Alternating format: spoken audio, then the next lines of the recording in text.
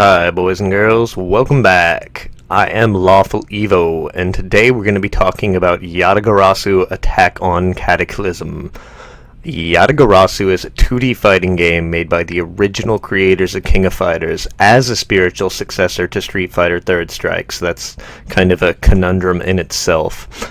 It features a roster of 11 playable characters, though unfortunately, two are clones with slightly varied movesets, similar to Ryu and Ken from Street Fighter.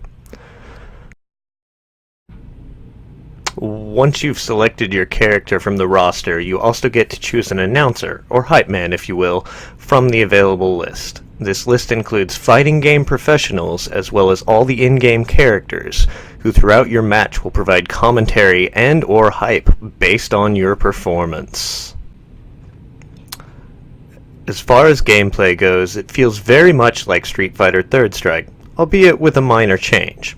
It's a 4-button setup, light and heavy punch, light and heavy kick, with the addition of 2 parry buttons, low and high. So Street Fighter has the 6-button setup, you've got light, medium, and heavy for both punch and kick. That's where we differ. But the parry system from Street Fighter 3 is essentially intact, just controlled differently.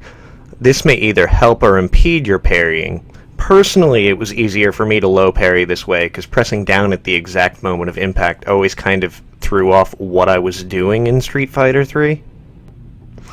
Each character has a variety of both special and super moves with familiar inputs.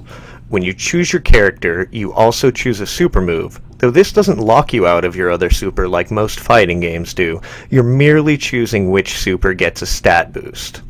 As far as combat goes, if you're familiar with Street Fighter or King of Fighters, you'll have no problem jumping right in. This game is your normal fare of quarter circle, half circle rolls, charge characters, and grapplers, as well as a familiar EX system where using 2 punches, for instance, to do a special move that involves the punch button, will do an EX move version that does a little bit more damage but consumes some meter.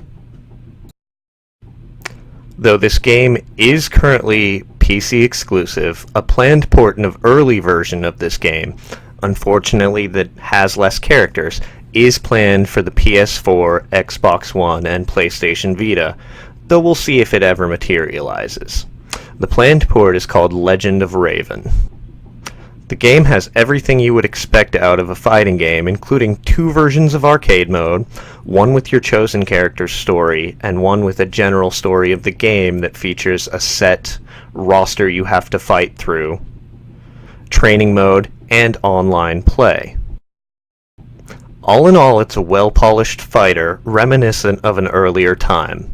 I'd say it's one of the best fighting games in the past 5 years, though I might be a tiny bit biased there. Thanks again for watching. As always, I am Lawful Evo. I do apologize for the shortness of this video, but I have been sick, and honestly, with fighting games, there's not a ton you can necessarily say unless you draw it out, and I don't really want to do that.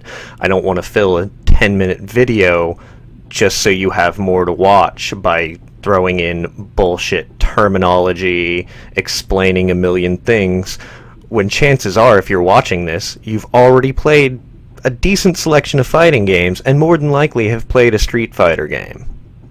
Don't forget to like, comment, and subscribe, as well as check out all our other weekly video game related content.